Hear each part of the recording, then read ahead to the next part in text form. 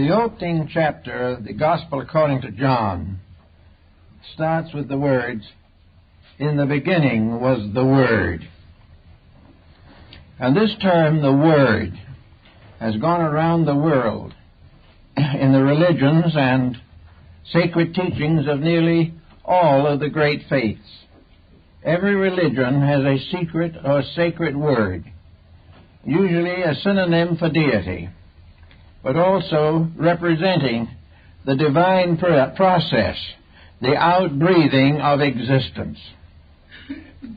In this little planet where we live, probably the only creature that is capable of even attempting to understand the mystery of the Word is man.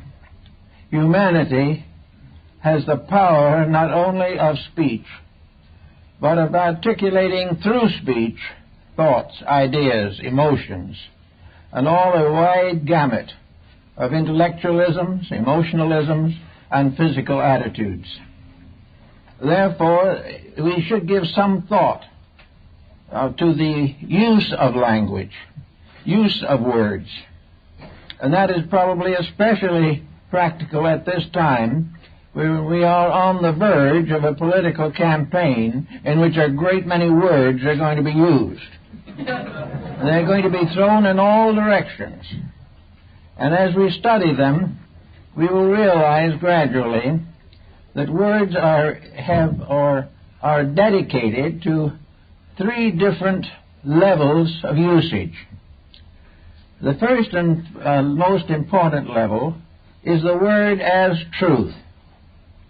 The second is the word as hope. And the third is the word as fear. And even in daily living, many of our word terms and our expressions are used to sustain, support, or protect the individual from some attitude or circumstance which he feels is hazardous or detrimental to himself. So we study the problem carefully. We come to the realization that we are dealing with a very important commodity. Words are not just things. Nor Webster, in the development of his dictionary, made the statement that a dictionary is not a book devoted to the meaning of words. It is devoted to the usages of words. Most of the words that we use we do not understand. Most of the statements we make are not clear, not positive, and if they are both clear and positive, they may still be untrue. Words are very complicated things, and they should be used with caution. The English language had its rise in the 17th century, in which we have the first great flowering of an intellectual way of life, particularly in poetry, sonnets, in soliloquies, and in various texts of sciences. The Shakespearean plays are a magnificent exhibition of the use of words. Words to convey feelings, ideas, thoughts, and attitudes. Words which can be rhymed, which may remain as prose. Words which sing and words that frighten. All kinds of words are used every day. But the wise person will be thoughtful and try to use words with proper meaning. There is the use, there is the misuse, and there is the abuse. And the use of words should always clarify something. The misuse is apt to complicate something, and the abuse is usually a complete statement of negation or a harmful and destructive application of language. So we start with the beginning, the words as useful, the words as means of communication, the use of words. Now we have to study and realize, to begin with, that there are two levels upon which the human being attempts to function. These are more or less outlined in the concepts of science and the various forms of special research projects. The first problem that we have to face is that words do not actually give you the full meaning of the sounds that you make. They can give meaning, they can give false meaning, they can deny meaning, but very few words can convey the real meaning of themselves. A German college professor a number of years ago kept his students in a sort of lethargy because he would not permit them to question him. He would talk to them about something and said to, "Why is this, Professor?" The professor was silent. After a long series of such experiences, the professor finally confessed the facts of life as he understood them. He said, "We can only answer the question why by substituting for it the question how. When we say why, we mean how." Now, this is a simple statement of the fact that we don't know the fact. It is a clear indication that the why is unanswerable, or at least is so dim and obscure that it cannot be applied to any definite situation. We cannot say why with certainty. We do not know why the sun rises, but we know how it rises according to mechanics and astronomical calculations. We do not know why certain things happen, but we know how they happen. We do not know why man was created, but we know how he was created to a degree, so that the use of the word why has been almost abandoned in higher intellectualism because of the simple fact that the individual ultimately has to face his own ignorance. And to answer the question that is asked by why would require a knowledge beyond that possessed by the average human being. So we are confronted with the fact that we must deal with secondary facts. Primary fact remains elusive and beyond our comprehension. So we actually are constantly using language with certain defeatism inevitable. In order to speak a language correctly, we have to do what some of our earlier ancestors did, and that is make a life discipline out of language. In other words, if you use words, then you must consider them part of a science that must be conquered by itself. If you wish to be a grammarian correctly, you have to make words a matter of serious consideration. You cannot just open your mouth and let anything come out that it feels like appearing at the moment. It has to be disciplined. To make words consistent or meaningful, they must be disciplined. A superficial statement has very little basic authority and very little probability of complete fulfillment. So we start with the question now as to why we cannot ask the question why. And that is because of the absence of knowledge of first cause. Behind the little world we live in at the moment is a vast purpose. We feel sometimes that we are touching the hem of that purpose. We believe that that purpose can be approached. But in sober substance, all such speculation is lacking in final formality. We cannot answer the question of why the universe was created, or why God in infinite wisdom created the capacity for evil. We don't know, as to one theologian asked, how it happened that when God created paradise, he also made the snake. Now, did he or didn't he? And then we come to the why again, and we don't know the answer.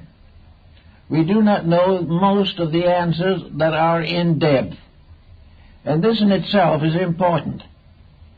It tells us something that we all should understand. We should realize that the use of knowledge is largely to discover the cause and source of things. But in our daily lives, we do not pay much attention to this. We are content to drift along on the surface, allowing the moods of the moment to control the use of words. This is not the way it should be. At school, for instance, we learn to liken words to objects. But even when we apply the word to the object, we have lost something. We have lost inner meaning. We call things by the name. We say this is a carrot, and we therefore get a good mark on our examination paper. But what is a carrot? Neither the student nor the teacher knows, actually. It becomes merely a term to define the fact that we have accepted the language which we are studying, and that in that language this particular vegetable is a carrot. But this does not tell us a thing about the carrot. It only divides it from some other vegetable. Why it is divided, how it is divided, what the life means, we do not know. But from the very earliest times, human beings attempted to find ways of learning the true meaning of the things which they classified. And in the old hieroglyphic languages, they aided themselves by making pictures of the object. Pictures be carved in stone, or pressed into clay, or written on paper or parchment. They made likenesses of the thing they were trying to discover or decide. And in this way they had a little more dimension than we get from words, because we then add picture or likeness, and this becomes a very valuable factor. But all the way along, particularly in the modern world, words have to be carefully considered and weighed. They can be the cause of war. They can result in riots. They can bring down the stock exchange in a bad catastrophe. They can do all kinds of things to us that we do not appreciate or understand.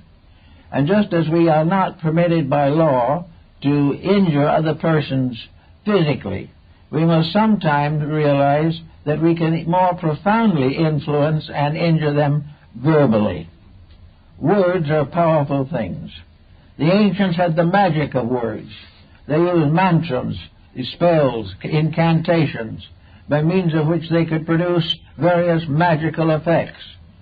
Words in prayer are used by most religions as a means of invoking the presence of deity or placing the mind in a mood of receptivity to truth.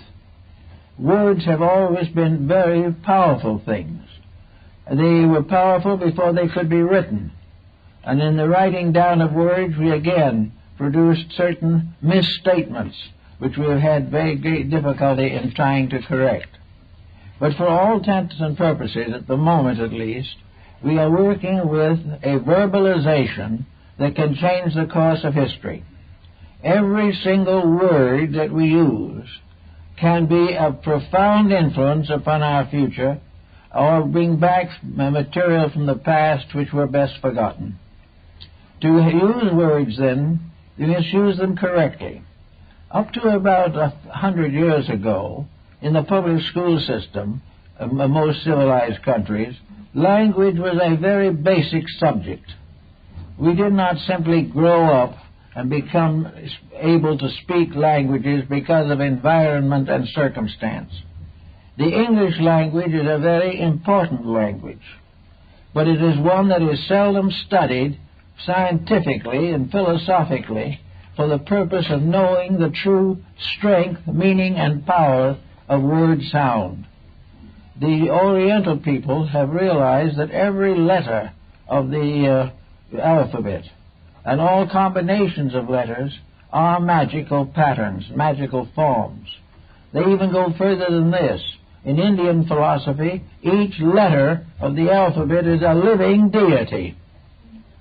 And out of the combinations of these deities, sounds are produced. The vocal cords are a kind of vina, by means of which the individual can make a melody of his thoughts, emotions, attitudes, and beliefs. But words are alive. They are powerful. The esotericists of Europe, such as the Rosicrucians and those schools, held that words were so powerful that once spoken they never die, that a word goes on as a rate of vibration forever. and that from the lyrics must ultimately be born a new form of generation, by which propagation will be by the spoken word. This is found in the writings of the old alchemists and others, who realized that the vocal cords were the positive pole of the generative system, and that the vocal cords would actually come in due time to be the source of all eternal life. That all lives that have a continuance, either in time or space, are produced by vibration, and vibration is man's instrument of creation.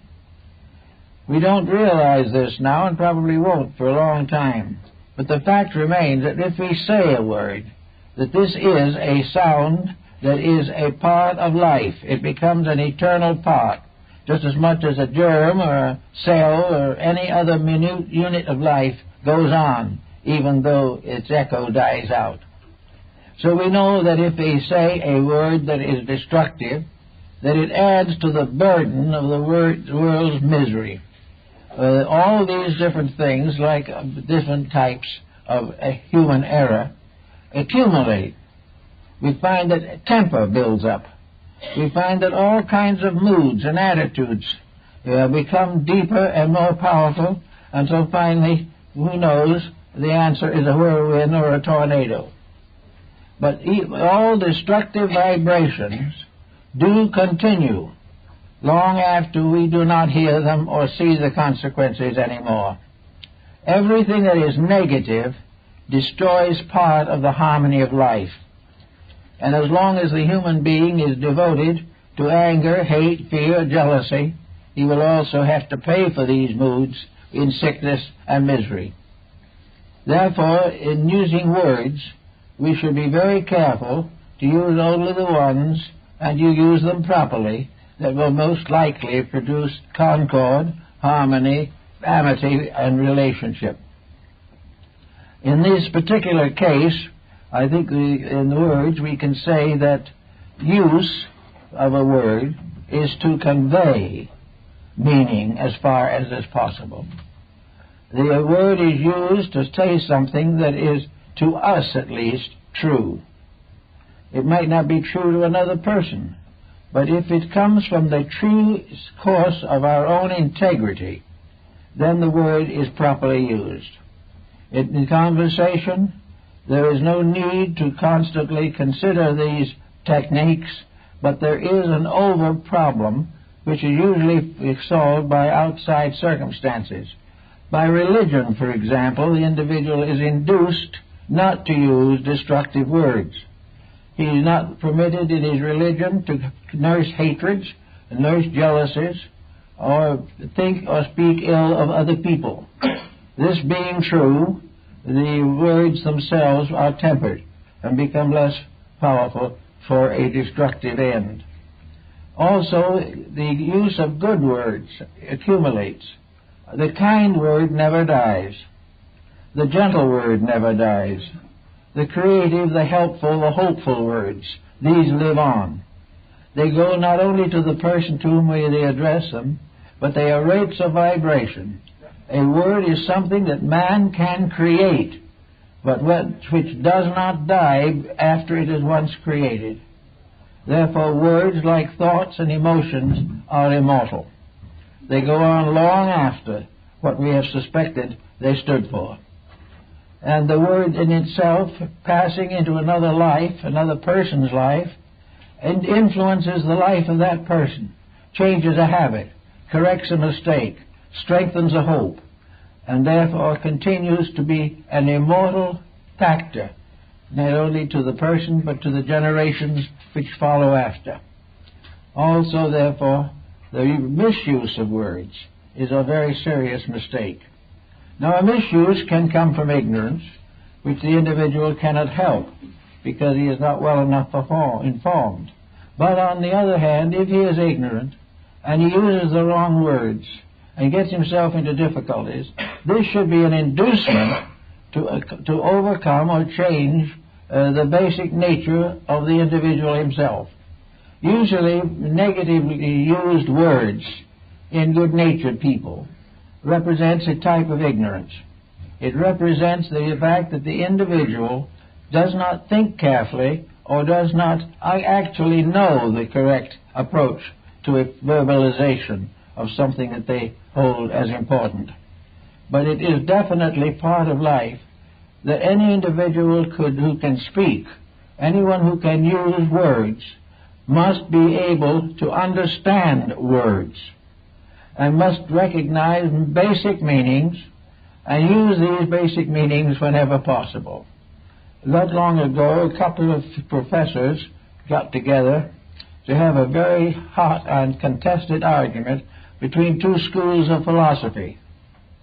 And instead of starting out browbeating each other, each one said to the other, before we start this discussion, what is going to be the keynote? What is going to be the basis of our discussion?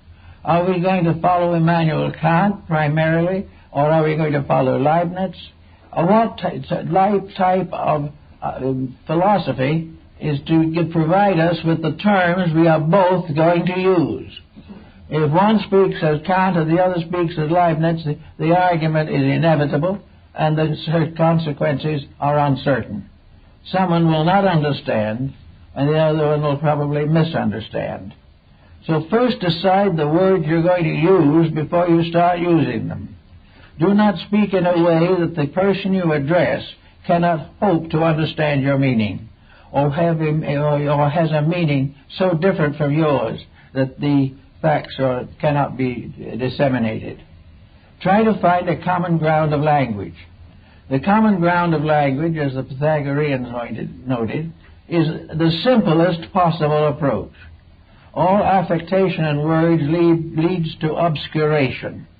The more difficult the words, the more learned they sound, the less they impart in terms of value. Pythagoras suggested definitely that the best way to correct the difficulties of language was to keep quiet. And he advised this so firmly that he practiced 5 years of silence himself and required the same action on the part of his disciples. If an individual doesn't speak at all for 5 years, he's going to make a series of discoveries. And much later, several hundred years later, Apollonius of Tyana became a Pythagorean long after Pythagoras had departed. But he decided also to take the 5-year silence in order to test his own inner resources. He also found out, as they do in India, that silence is an answer in many ways. First of all, the individual does not make a very serious mistake by not passing judgment. He also does not get himself into too involved a situation in conflicts of ideas, and he is inclined also to allow the person to solve his own problems, which most of us are slow to allow. We like to, when the person brings a problem to us, our first thought is to solve it for him. We will solve it the way we would want it to be solved. Might have nothing to do with what he needs, but it would be satisfying to ourselves to know that we have dominated him, over-influenced him, and made him agree with us. As a consequence of being silent for 5 years, we escape all such responsibility. On several occasions, Pythagoras used silence as a means of sound. He used it as a kind of music, as mysterious silence here and there in conversation, words left out but implied only, so that the listener was able to decide for himself what the real meaning was, rather than allow the master to force a meaning upon him. Following this same habit, Apollonius, on several occasions, made tremendous contributions to the improvement of society without speaking. On 2 occasions, he stopped a riot without opening his mouth. His mere presence and the dignity of his silence stopped the riot, whereas had he taken sides, it might have continued for hours and days and had many terrible consequences. Silence is often the best answer to questions that are highly controversial. If they are highly controversial, it is obvious that there will not be a common agreement. It is also possible and obvious that if the individual is forced to agree against his will by the weight of argument alone, which does not, however, actually convince him or convert him, then he will continue the same mind and will fight out the situation at a later period. There is no need for this type of thing. Now, in our daily life, we also should censor our words.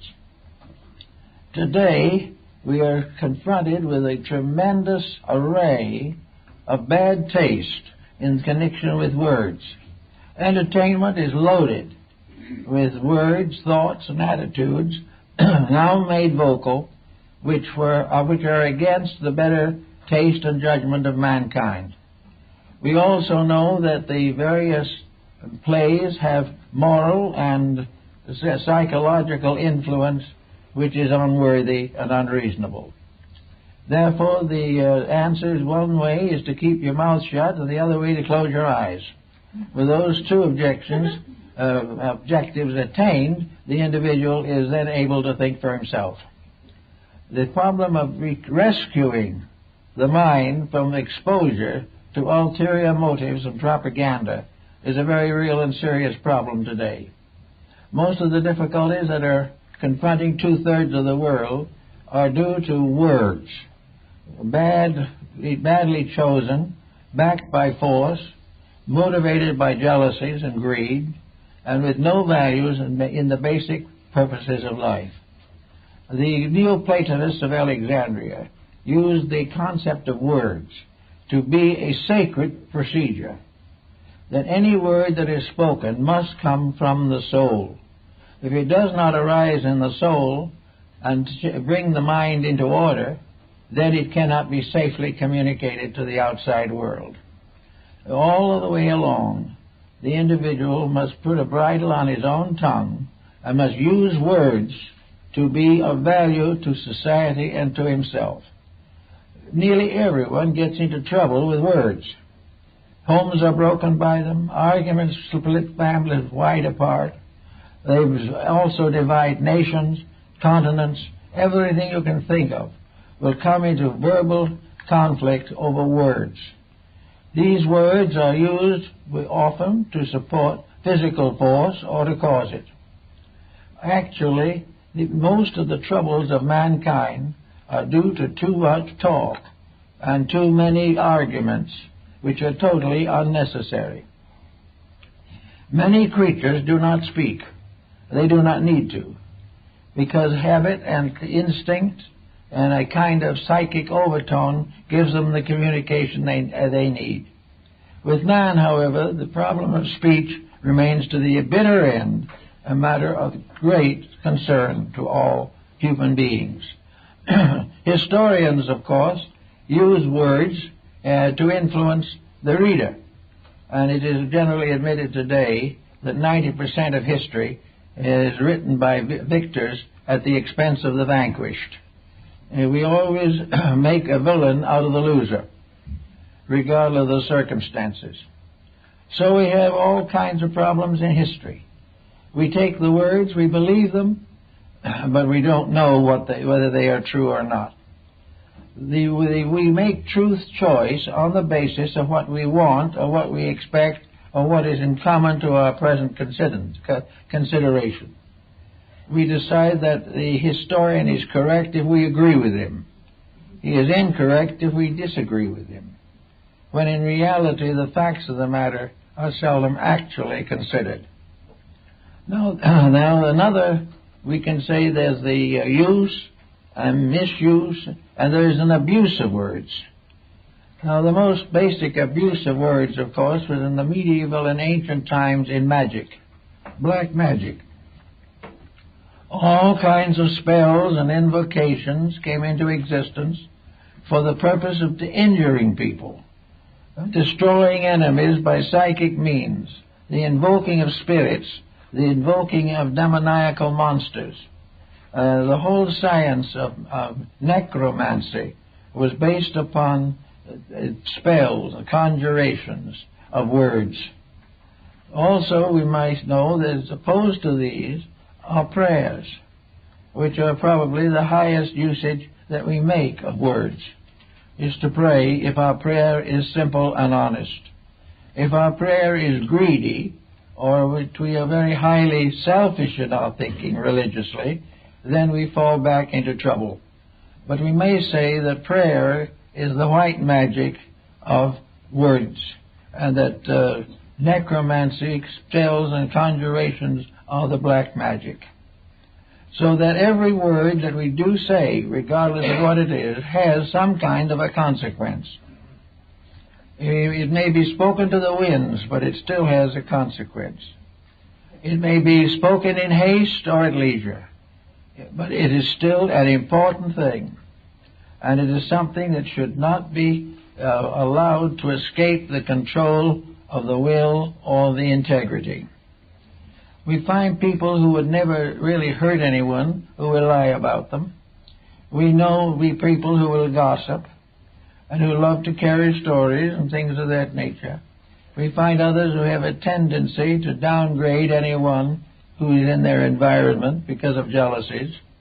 We find all kinds of misuse of words to the satisfaction of negative attitudes or purposes. This is something that from the standpoint of our daily life we should give a lot of thought to, because over the telephone in the course of the day enough gossip goes back and forth to break 1,000 homes. It's not intended to do it. It's not done from complete viciousness, but it comes from the idea of communicating something not generally known and enjoying the sense of being party to a secret. In all substance, these things are wrong, and let's see, the vibratory consequences are worth considering. Suppose for a moment you have a little bit of gossip that sounds rather good to you. You want to tell your friends about it. There are things happening inside of yourself. The first thing that might happen to you would be to question the integrity of the information. This, however, is usually passed over lightly. We assume that our friend knew. The second problem is, who is it going to help? Is the sharing of this information going to improve something, or is it going to make something worse, discredit or disparage? Usually gossip and slander hurt, but that's not where it ends.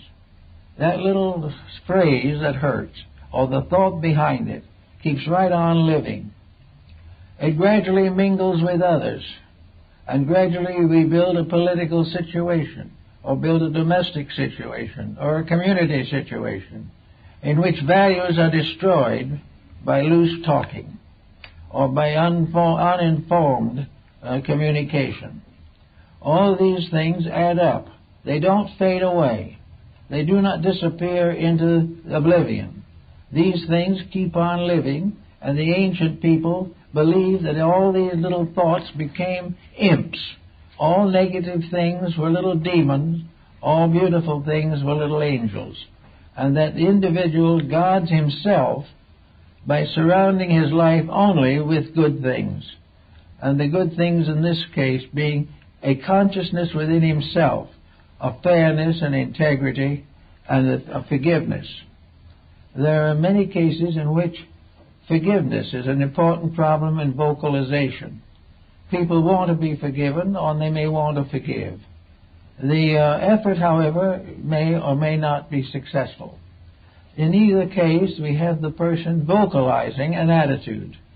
And this vocalization, as my old phrenologist friend, Dr. Bronson, used to say, this is an attitude that comes out of your mouth and goes into your own ear. In other words, it goes around the side of your face and goes back to you. Whatever comes out of the mouth goes back into the mind.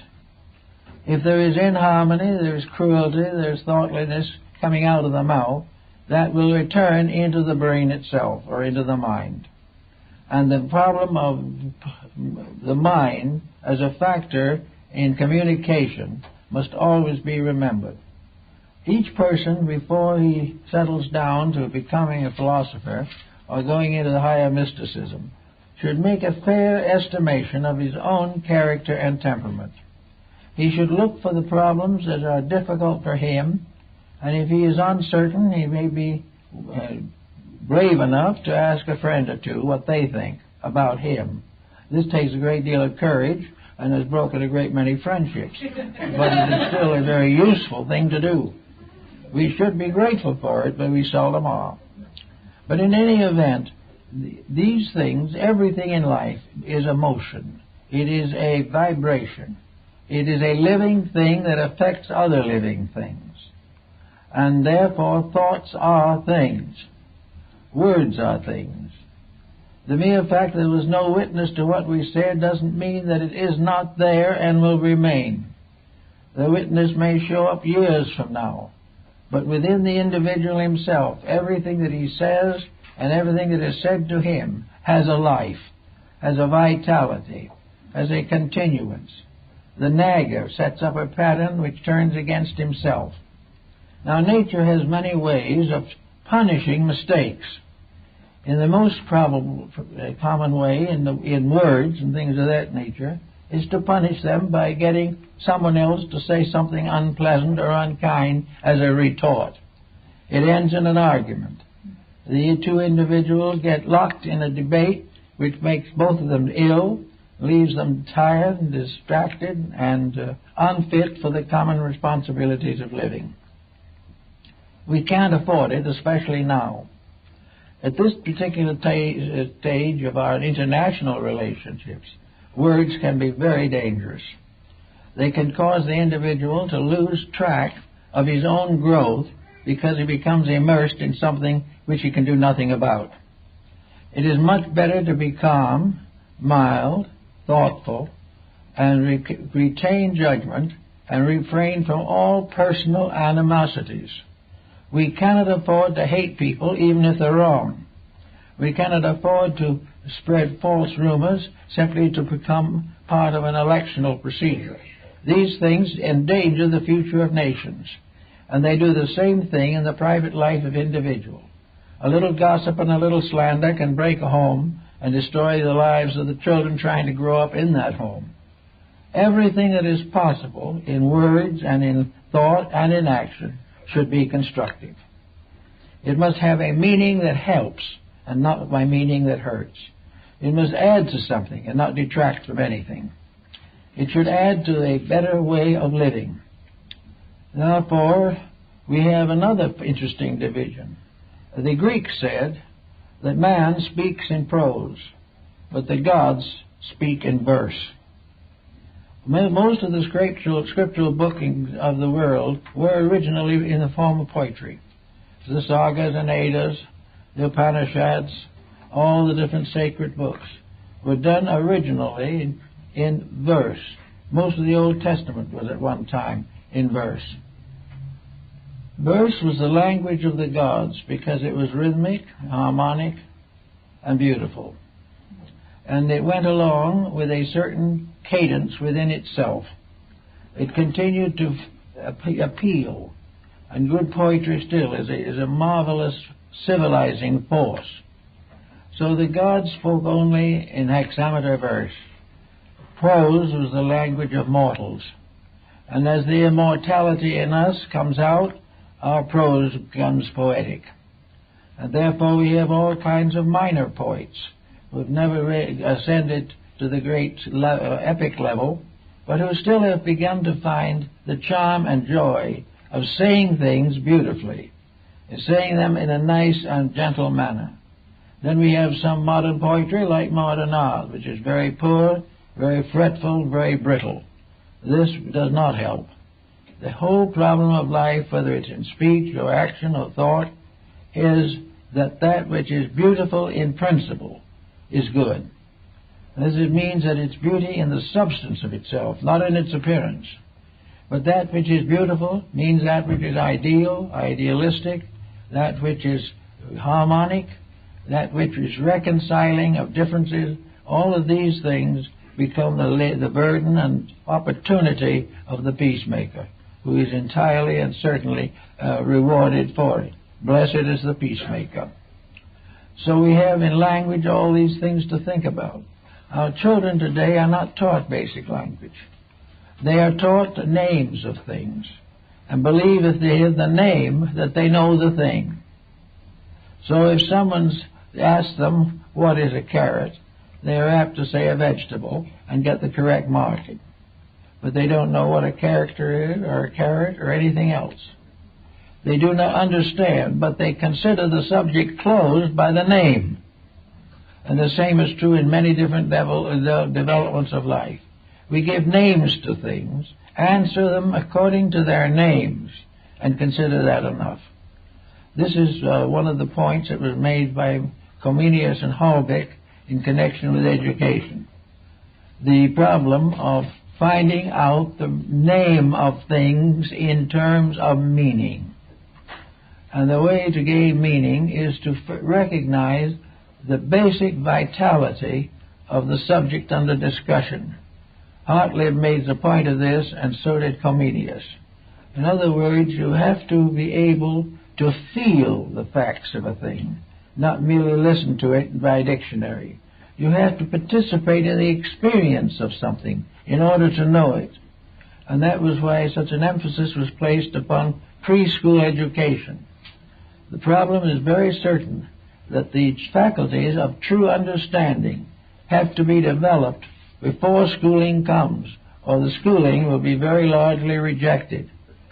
We will finally end up with the individual memorizing the words and knowing nothing about the substance. So the person has to learn to recognize substance first. And the first substances of life are not learned in school, but in the preschool period of childhood, in which association with other adults or with others of its own age group these result in certain basic experiences of like and dislike, of acceptance and rejection. These things we gradually learn intuitively. Then when education comes, we give meaning to words. Otherwise we give no meaning. And we just keep on using words without giving them any substance, essence, or vitality. Students working with the various systems of thought today also will find a study of words very rewarding in connection with beliefs. We have probably 30 or 40 systems of religious philosophy in the world that are of some interest and importance. In almost all of these systems, there is a vocabulary. They have names for things. They have names for deity. They talk about the 72 names of God. All these things. But the real study of language and words gives us the full sense of this. In other words, these are not separate beings. These are separate language names for the same being. Instead, therefore, of having a group of pagans and heathens, we have divided from each other only by word for name. That the person who worships Brahma is the same person who worships some other deity under another name, but it is actually the same God. And the realization that this could in itself alone, through a study of language, practically end all sectarian differences of belief. Because the quality of the beliefs are the same, but the names for it are different. And as long as we know them by their names only, and do not know their qualities, we are unable to cope with the situation. So everywhere meaning reconciles words, whereas ignorance keeps these words separated, creates civil wars over words, where there is no need for it at all. Now, in our modern life, we have another kind of problem that seems to be coming up, and that is the basing of language. The becoming more basal in its tonality. We have gone downward into what we might term basic English, but which is really very largely the lowest possible use of words. We use, therefore, profanity and many things of this nature, which become common usage, without realizing that all of these things are just as dangerous to our system as marijuana and cocaine. The destruction of the overtones of a language can be a great disaster to the human being. It can subjugate that human being to a level of life very much below that for which it was originally intended. It is necessary, therefore, to correct much of the problem of life through a better understanding of language. We have it here now more than we did have, because in this country, for instance, we are bringing in peoples of many different nations and races. We are creating a highly polyglot civilization.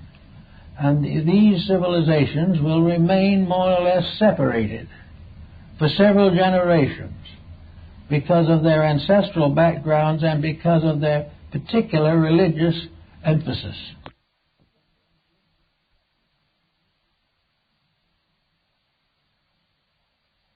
Various levels of language, the identities which they share together, it will be much more easy or much more easily adapted to modern Western ways.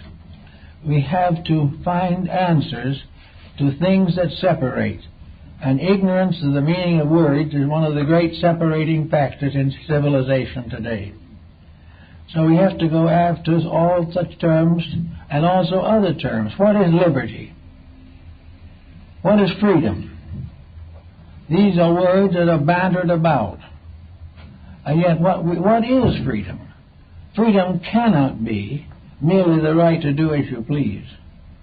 Freedom cannot be every individual living his own life in a civilized society. There has to be some understanding of the word freedom, what it really means. And of course, in the last analysis, it really means the right of the individual to be right. It is his possibility to be what he should be, and which he never or very seldom actually is what he should be. So we have liberty as the right of the person to be a decent citizen, the right to have a free understanding of the good in all things, the right to appreciate his neighbor, the right to go above differences to the great essential unities of life. If these things are not appreciated, then the words have failed to carry their message. So we have all over today all kinds of cliques and clans and sects. We have anarchists and activists all fighting really over the same thing, all actually missing the point. Missing the real point of the whole thing being that truth makes peace, error makes war. If the individual understands the facts of his own faith correctly, he will discover that the faiths of all others.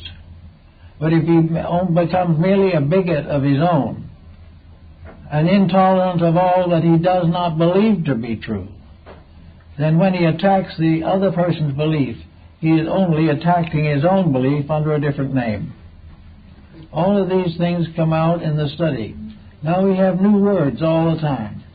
Words usually are increased by various special phases of life. As various arts and sciences have become increasingly complicated, new words are continuously invented. Some of these inventions are trivial, some of them are really of no significance whatever, but gradually a language builds up to immense proportions.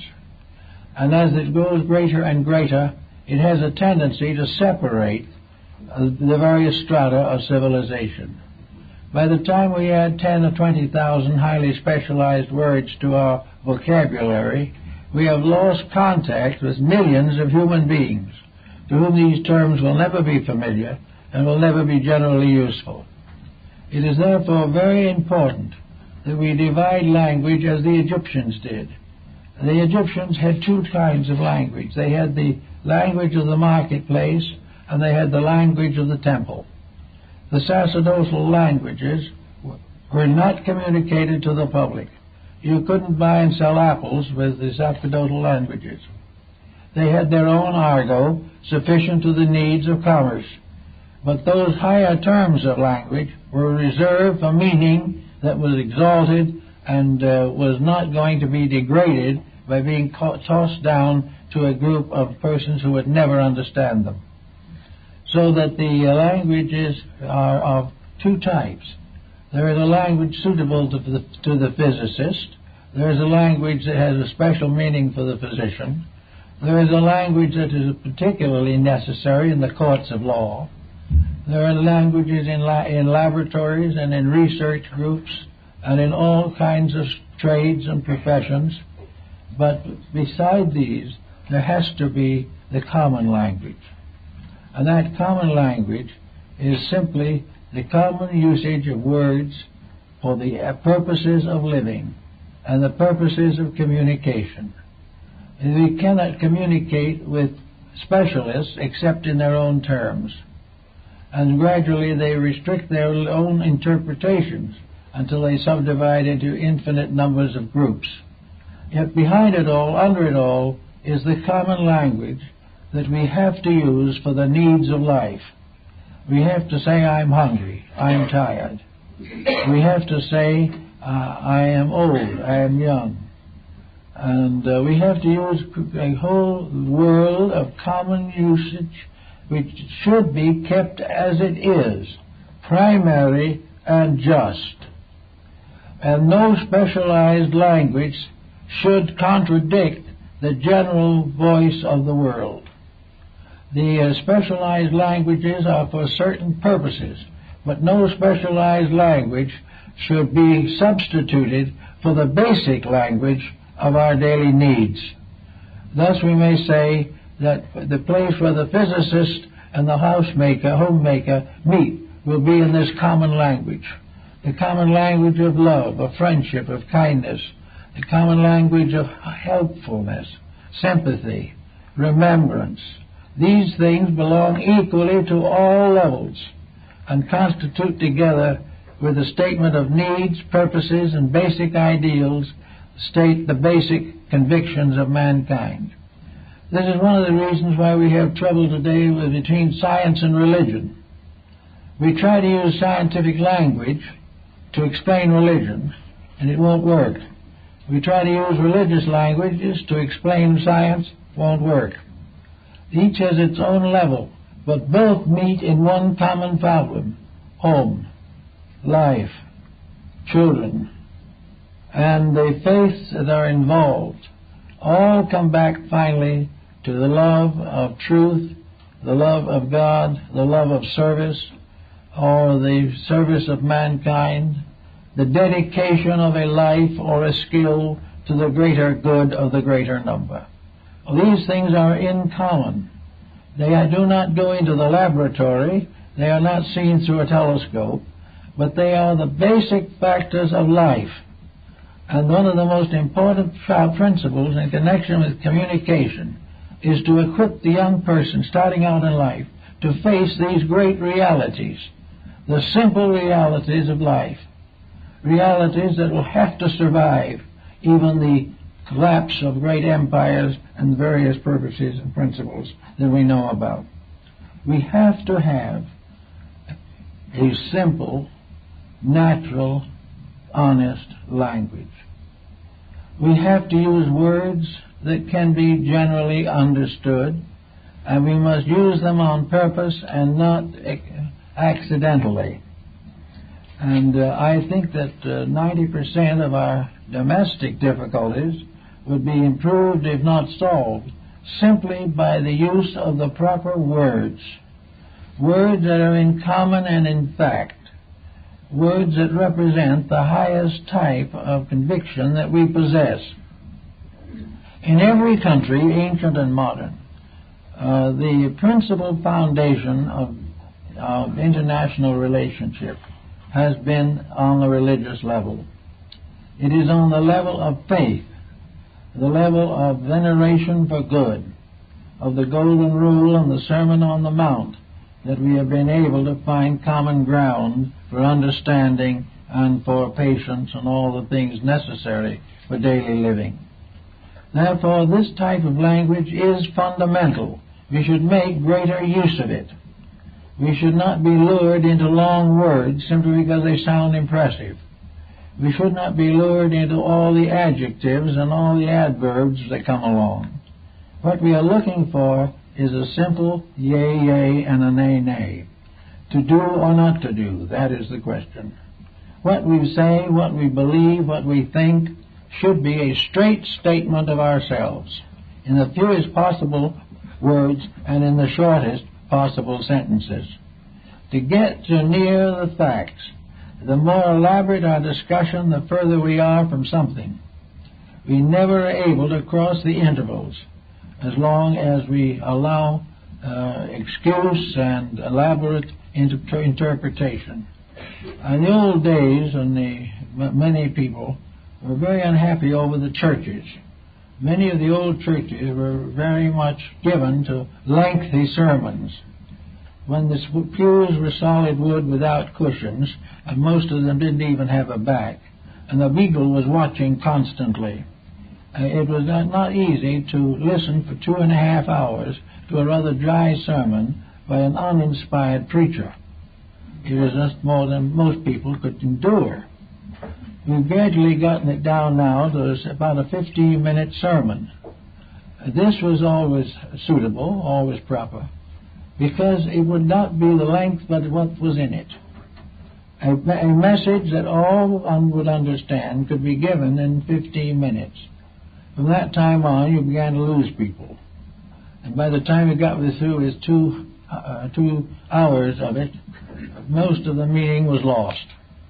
In the minister himself didn't know what he was saying. These differences are being changed, but now we have 15-minute sermons. But unfortunately, they're not too vital either. Something is happening. The facts of life are being constantly obscured, accidentally or purposefully.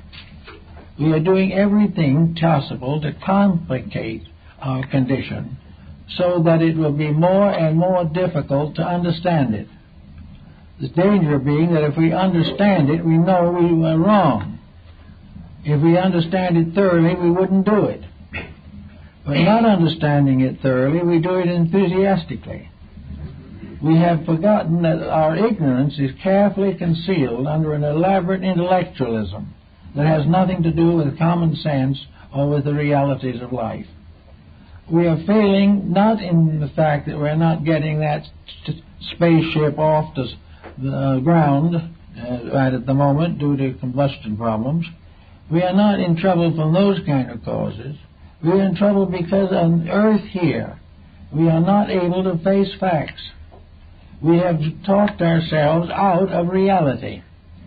We have made a complicated pattern with marvelous vocabulary, with new uses of old words and old meanings of new words. We've done everything possible to obscure the simple fact that we're in trouble. We know that the world is in trouble, but we can't face it that way. We can't do it as some Middle European family would have done it 200 years ago, simply admit we were in trouble. Now there are all kinds of complications. There are promises, there are hopes, there are new projects, but it all sums up to a mass of words. And the mere mass of words cannot obscure the problem that we're in deep trouble. And this trouble is being intellectualized, dramatized, and vocalized so that we won't recognize it. But it's there just the same. And it's going to be there when we do something about it. So words will never do it.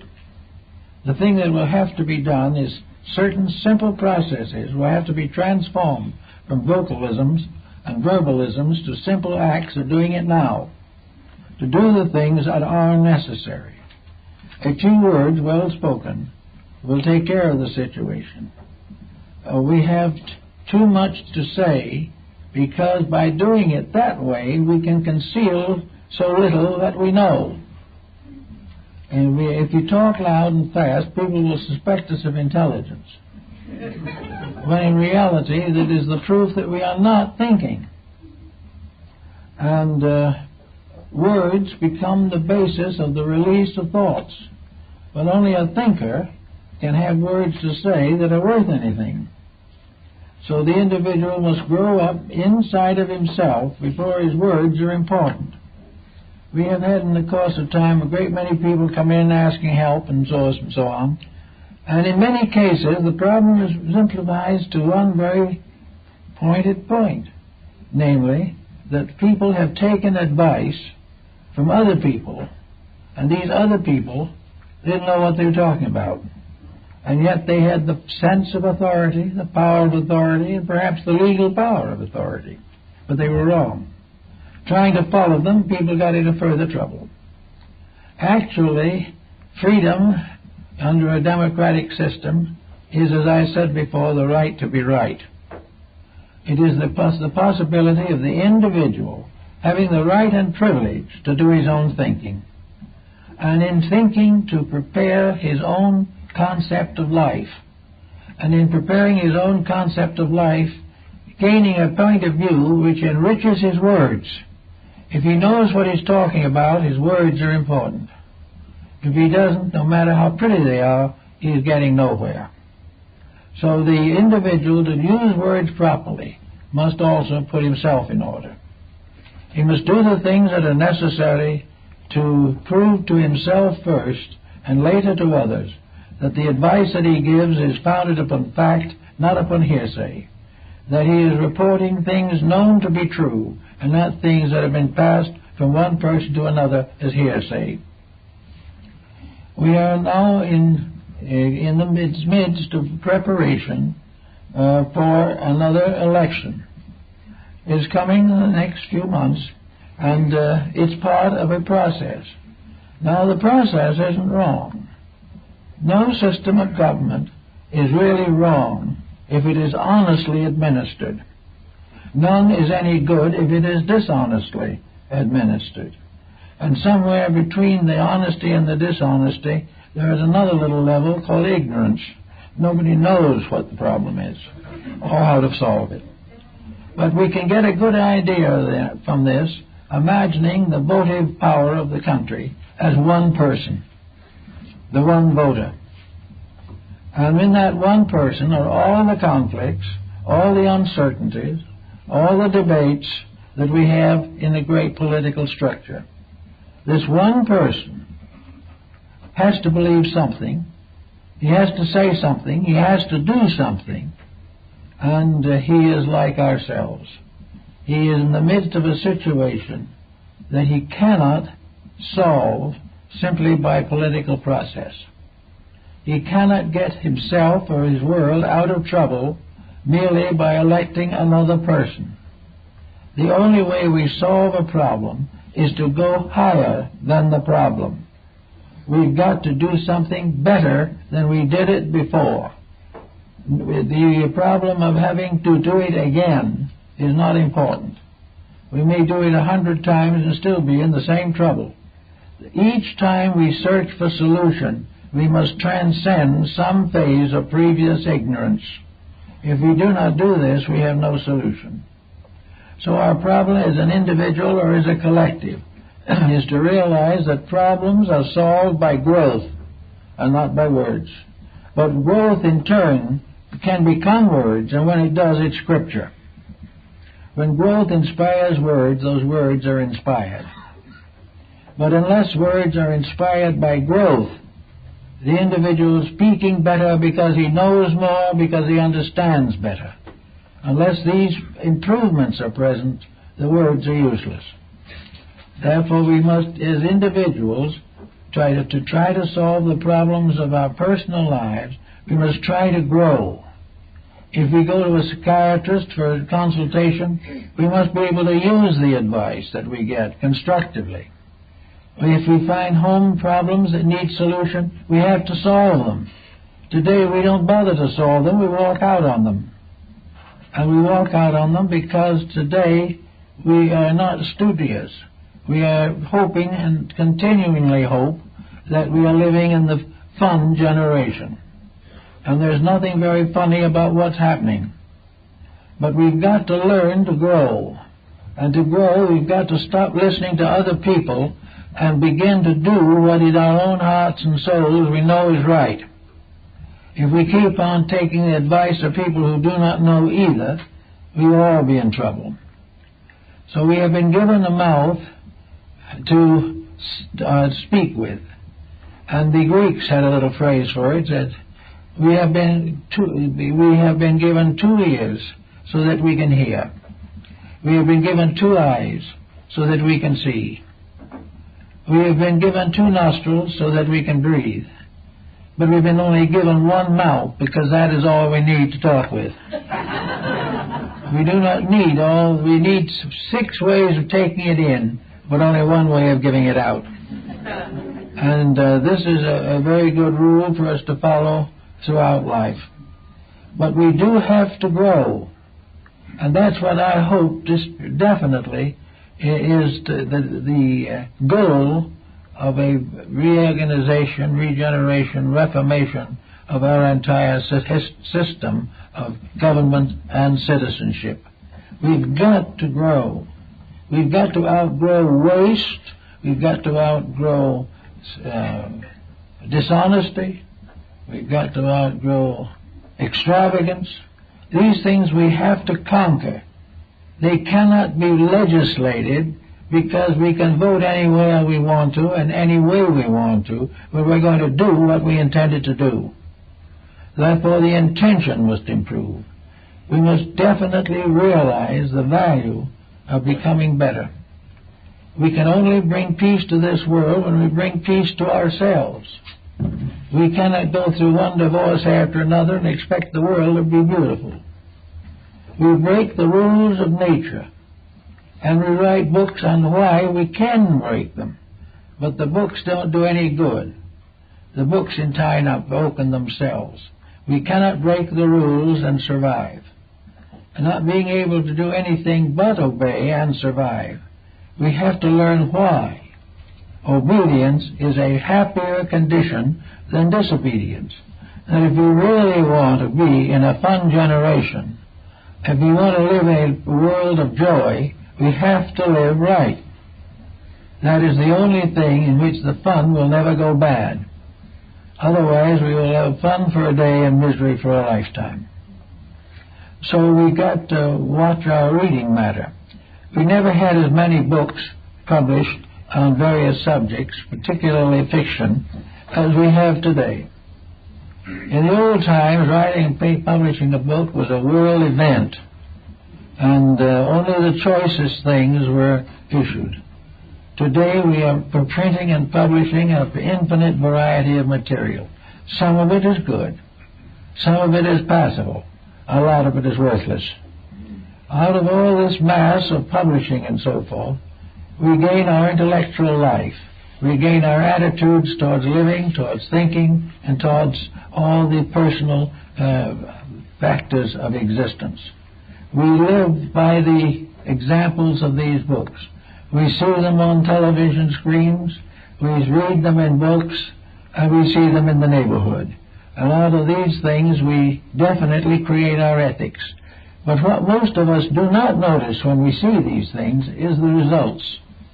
We don't see the misery that is the result of breaking rules.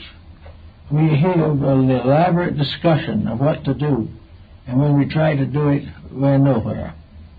We also have to realize that words can be treacherous. They can sound well and do nothing.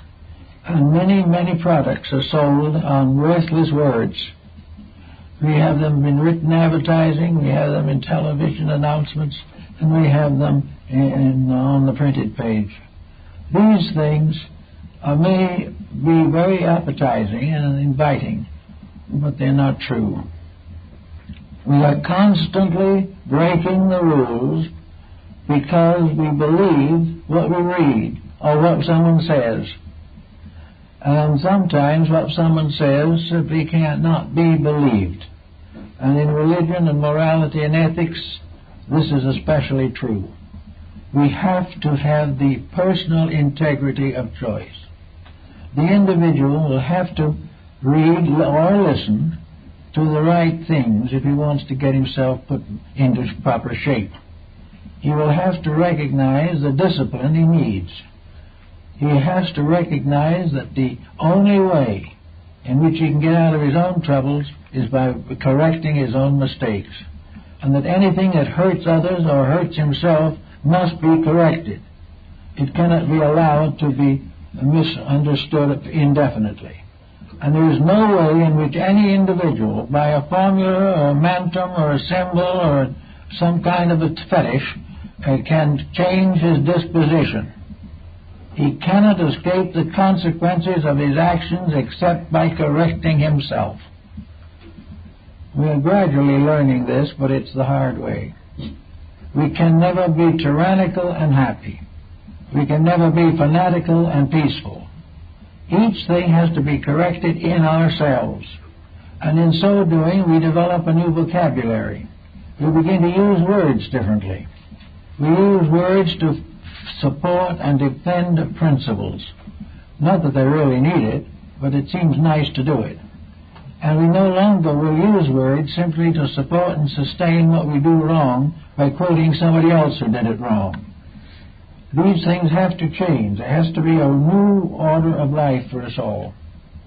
And this new order of life will mean a complete cleaning up of the dictionary and the vast accumulation of spoken and written word. The time has come when we'll have to use discrimination. We will have bad literature as long as we buy it. When we stop buying it, we won't have it. The same is true of our television entertainment. We will have just what we deserve or what we demand. When we demand what is right, we will get it. It isn't the case merely that we are being exploited by somebody who should do better. The person who is exploiting us doesn't know any better either. The real thing is both the exploiter and the exploited, by growing up, are mutually corrective of each other. They've got to learn more. And we've got to be careful in taking the words that are spoken around us and make sure that the words are not propaganda for some type of falsehood. We've got to not expect something for nothing. We've got to stop looking for bargains. We've got to stop believing we can talk our way out of our problems and settle down to the quiet, substantial process of growing. There is nothing really that matures us like growing up. And growing up does not necessarily mean frustration. It means an individual capable of administering his own life with dignity, and in the same way having a greater happiness and a greater security and a greater usefulness in the community. Cooperation here is a life of trade. Competition is its ruin.